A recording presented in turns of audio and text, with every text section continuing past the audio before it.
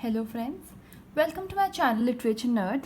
I'll be explaining the poem Enterprise, which is written by the poet Nissim Eskil.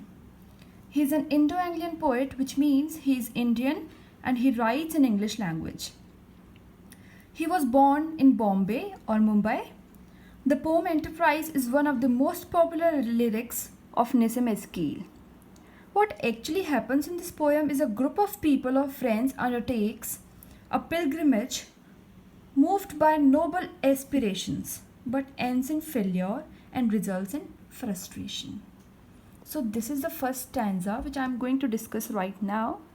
It started as a pilgrimage, exalting minds and making all the burdens light. The second stage, explode, but did not test the call. The sun beat down to match our rage. अब क्या होता है? A group of people started a pilgrimage or a journey. Exalting minds, मतलब they were full of enthusiasm. They were all intelligent people. They planned to go for a pilgrimage or a journey, and making all the burdens light. They wanted to make their life a comfortable one. Price का meaning होता है कोई भी साहसिक कार्य जिसमें हमें bravery की ज़रूरत होती है. The burdens light. The second stage, अभी फर्स्ट स्टेज का मतलब ये हो सकता है कि ह्यूमन बीइंग की first stage when we are young, we are full of enthusiasm, हम में कुछ करने का जोश होता है. The second stage explored but did not test the call. अब उनकी लाइफ की, जब वो अपने घर को छोड़ देते हैं, वो पिलग्रिमेज के लिए निकल जाते हैं, साहसिक कार्य मतलब कि एंटरप्राइज के लिए निकल जाते हैं, तो क्या होता है? The second stage starts. The second stage starts. Explored but did not test the call. The sun beat down to match our age. अब क्या होता है? The sun is a symbolic term used for all the difficulties. The sun beat down to match our age. क्या होता है कि अब उनके रास्ते में बहुत सी डिफ़िकल्टीज आती है जब वो अपने सेकेंड स्टेज में पहुँचते हैं, मतलब अपने घर से बाहर निकलते. फर्स्ट स्टेज में देवर इन देयर होम्स, अपने घर में थे, यंग थे, घर में थे, फुल ऑफ एंथुजियाज्म थे. अब सेकेंड स्टेज में वो घर से बाहर निकलते हैं, तब उनकी लाइफ में, उनके वे में, उनके पाथ में बहुत सी प्रॉब्लम्स आती हैं, और प्रॉब्लम्स को यहाँ पर डिस्क्राइब किया. The word has been used, this sun. The sun beat down to match our rage. अब क्या होता है? रेज का मतलब है एंगर, या फिर उनकी जितनी भी लाइफ में डिफ़िकल्टीज आती है, मतलब उनकी लाइफ को अब उनमें डिफ़िकल्टीज आती है, उसके लिए वर्ड है सन. वो आई और वो उससे, क्योंकि अभी वो उनके जो अंदर है वो एकदम जोश है, क्योंकि वो यंग है, तो वो उससे लड़ने की पूरी कैपेसिटी है उनमें, तो वो उससे लड़ते हैं. फिर सेकंड स्टैंजा आता है, we stood it very well I thought. अब आई थॉट मतलब पोएट को लगता है कि जितनी भी उनकी लाइफ में प्रॉब्लम्स आई, उनको हमने बहुत अच्छे तरीके से टैकल किया, या हम उससे लड़े. टैकल का मतलब उससे लड़ाई की हमने, और हमने उन सबको बीट डाउन किया. Observed and put down copious notes.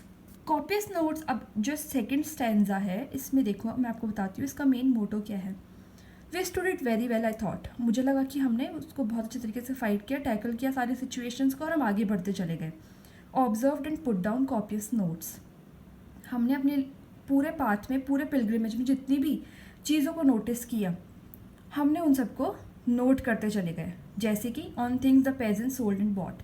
जैसे कि फार्मर्स जो भी खरीदते या बेचते हैं, फार्मर्स, जो मैंने पेजेंट्स का फार्मर्स लिखा है, या फिर कोई भी वर्कर. वैसे यूजुअली पेजेंट्स का मतलब फार्मर या फिर हम बोल सकते हैं किसान होता है. तो वो जो भी खरीदते या बेचते हैं, हम उन चीज़ों को देखते गए अपने रास्ते में, और उनको नोटिस करते गए और लिखते गए अपनी अपनी नोटबुक्स में.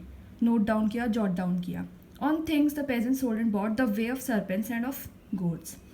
हमने अपनी लाइफ में, अब जो ये वर्ड है सरपेंट का मतलब होता है स्नेक, और गोट अपन को पता ही है का मतलब होता है बकरियाँ.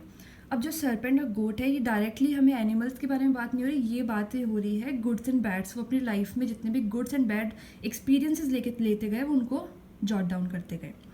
3 cities where a sage had taught. अब उन्होंने इस चीज़ का एक्सप्लेनेशन दिया है कि उन्होंने इतने सारे सिटीज़ में वो घूमे, वहाँ से भी उन्होंने बहुत से एक्सपीरियंसेस गैदर किए. तो 3 cities वेयर ए सेज का मतलब होता है विजडम, पर्सनालिटी, या फिर मुनि मान लो, या फिर अपन बोल सकते हैं हर्मिट. तो बेसिकली उनका जो मोटो होता है वो रिलीजियस फेथ होते हैं हर्मिट्स के, अपन को पता ही होगा मुनि का मतलब. तो वो एक ऐसी 3 सिटीज़ में भी उन्होंने इन जो ग्रुप था एंटरप्राइज वालों का, इस ग्रुप ने ऐसे 3 सिटीज़ में भी घूमे और वहाँ से भी एक्सपीरियंसेस गैदर किए, उनको भी वो जॉट डाउन करते चले गए। अब इसका मेन इस स्टैंजा का मेन मीनिंग ये है कि वो निकले थे फुल ऑफ एंथुजियाज्म के साथ, उनका मेन मोटो था लाइफ के एक्सपीरियंस, लेकिन यहाँ पर आके वो थोड़ा भटक गए। इसका मतलब सर्पेंट्स एंड गोट्स है, इसका मतलब है कि अब वो थोड़ा भटक गए, वो जो यूजलेस चीज़ें हैं, जो फ्यूटाइल चीज़ें हैं, उनके एक्सपीरियंसेस देने लग गए। वो अपना जो उनका जो मेन मोटो था, मेन गोल था, जिसकी वजह से वो निकले थे इस एंटरप्राइज या फिर इस पिलग्रिमेज पे, वो उसको धीरे धीरे वो फेड होता जा रहा है, वो धीरे धीरे ख़त्म होता जा रहा है। Now the third stanza comes, but when the differences arose on how to cross a desert patch, we lost a friend whose stylish prose was quite the best of all our batch. A shadow falls on us and grows. अब क्या होता है? A stage comes where differences arose. मतलब कि अब वो आगे बढ़ते चले गए, ऐसा टाइम आ गया है जब उनमें आपस में डिफरेंसेस आ गए, मतलब उनमें मतभेद आ गए हैं, उन फ्रेंड्स में, उस ग्रुप में मतभेद आ गए हैं किसी चीज़ को लेकर। वो चीज़ क्या है मैं बताती हूँ सेकंड लाइन में, on how to cross a desert patch. Desert patch का मतलब सिर्फ ये नहीं है कि कोई रेगिस्तान आ गया तो उसको क्रॉस कैसे करें, इस चीज़ में लड़ाई हो गई। उसका मतलब है कि कोई डिफ़िकल्टी आ गई थी जिसको कैसे सॉल्व करना है, इस चीज़ में उनमें मतभेद हो गए या फिर डिफरेंसेस आ गए। अब उसमें इस डिफरेंसेस का रिजल्ट क्या रहा, कॉन्सिक्वेंस क्या रहा? We lost a friend who stylish prose was quite the best of all our batch. अब ऐसे एक फ्रेंड जो कि हमारे इस पूरे ग्रुप में सबसे ज़्यादा इंटेलेक्चुअल था, मतलब कि समझदार था, और उसका जो स्टाइलिश प्रोज था, मतलब कि वो लिखने में बहुत माहिर था, बहुत अच्छा था, उस फ्रेंड को हमें खोना पड़ा। उस फ्रेंड ने मतलब कि हमारा साथ इस टाइम पर छोड़ दिया और वो यहाँ से चला गया, मतलब कि उसने पार्टिंग कर लिया, वो ग्रुप से अलग हो गया और वो चला गया। Was quite the best of all our batch. इस पूरे ग्रुप का बेस्ट था वो इंसान, वो friend. A shadow falls on us. A shadow falls on us का मतलब है हमारे इसमें एक दरार आ गई, एक छाया पड़ गई और वो बढ़ती ही चली गई। एंड ग्रोज मतलब कि वो एक दरार थी, वो बढ़ती ही चली गई। The ego of the people weakens the integrity of the pilgrimage. अब क्या हुआ, ये ईगो आ गया इन सब के बीच में, और ये जो एक इंटीग्रिटी थी इनमें, आपस में एक यूनिटी थी, वो ख़त्म होती चली गई और धीरे धीरे ये पूरा ग्रुप ही टूटता चला गया। अब आगे वाले उस पर पढ़ते हैं आगे क्या। Now the next phase comes. अब क्या होता है, another phase was reached when we were twice attacked. अब क्या हुआ था, एक बार छोटा सा क्वारल हुआ, एक इंसान जो कि बेस्ट माना जाता था प्रोज राइटिंग में, ही लेफ्ट द ग्रुप। अब क्या हुआ, अनदर सच इंसिडेंट हैपेंड। जब लिख रखा है when we were twice attacked, मतलब कि दोबारा से वैसा ही क्वारल हुआ, एंड लॉस्ट आवर वे। अब क्या हुआ, वो ग्रुप पूरा ही टूट गया और उसमें से एक और ग्रुप ने डिमांड की कि हमें भी छोड़ना है। वो सेटिस्फाइड नहीं था उनके काम से, जिस तरीके से वो आगे बढ़ रहे थे, तो वो उसको छोड़ के, ग्रुप को छोड़ के चला गया। Another phase was reached when we were twice attacked and lost our way. A section claimed its liberty, मतलब कि एक ग्रुप ने फिर से अपनी लिबर्टी का क्लेम कर दिया कि हम छोड़ के जा रहे हैं, और वो छोड़ के चले गए। To leave the group, I tried to pray. अब क्या होता है, आई का मतलब यहाँ पे पोएट है। अब पोएट वॉज हेल्पलेस, तो वो कुछ नहीं कर सकते, तो उन्होंने प्रे करना स्टार्ट कर दिया पूरे ग्रुप के अच्छे के लिए, ताकि उनका एंटरप्राइज का जो एम था, जो गोल था, वो उसको रीच कर सकें, उसको कंप्लीट कर सकें। क्योंकि ये सब लोग जो थे वो अपना एम भूल चुके हैं अब तक, और वो आपस में क्वारल्स करके ग्रुप छोड़ रहे हैं। तो इसका मीनिंग जो है इस वाले पूरे स्टैंजा का, वो यही है कि अब इनका जो मेन मोटो था एंटरप्राइज, इनका पिलग्रिमेज का जो भी मोटो था, वो उसको भूल चुके हैं। They have forgotten the exact aim of the enterprise and they are more focusing on leaving the group, and इसी चीज़ों में फंस के रह गए हैं।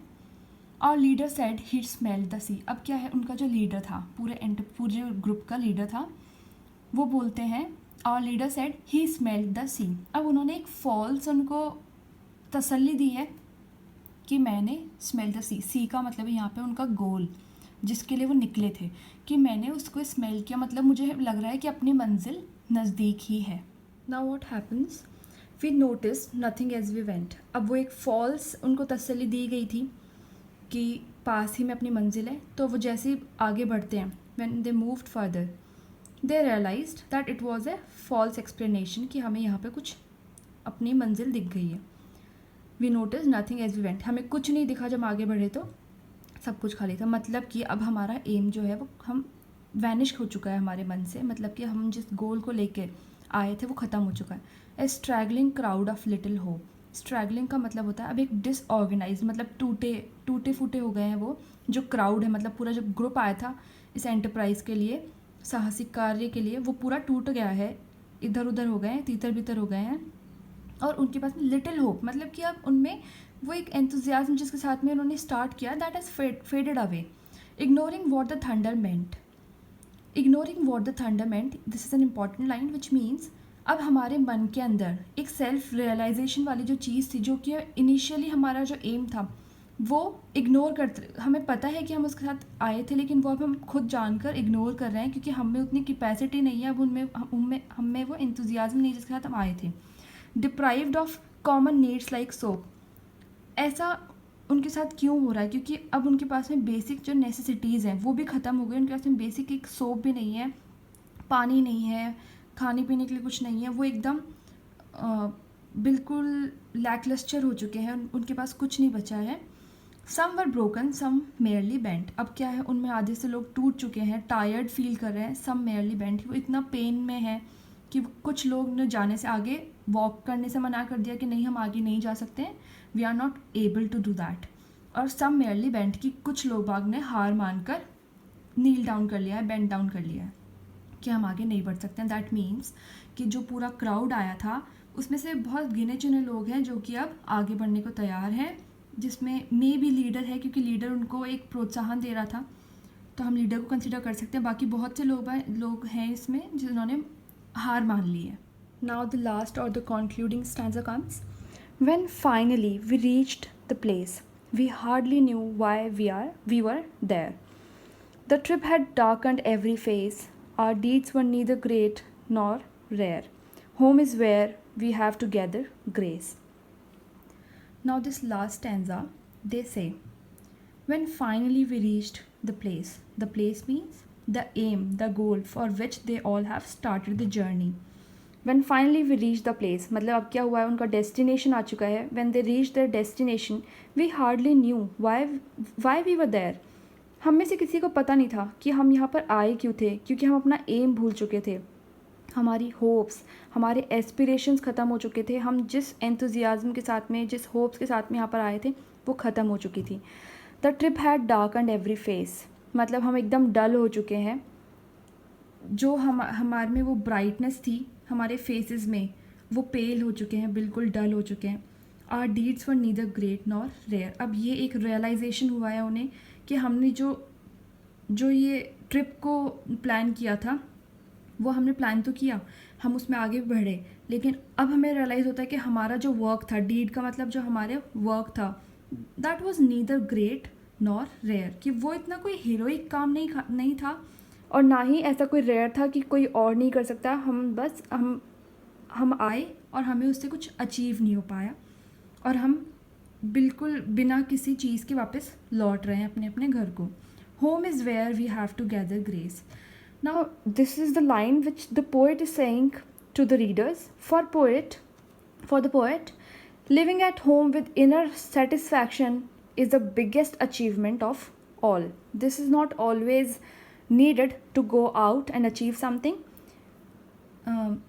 If you are in home or you are living at your home, you can get your inner satisfaction. You can achieve that. This is the main motto and the main idea behind this poem, Enterprise by Nissim S. Gill. If you like my video and my explanation, do like, subscribe and comment below. If you find any difficulty, please let me know. As I always say, I'm always here to guide my children. Thank you so much. Keep watching and keep supporting my page, Literature Nerd. Thank you.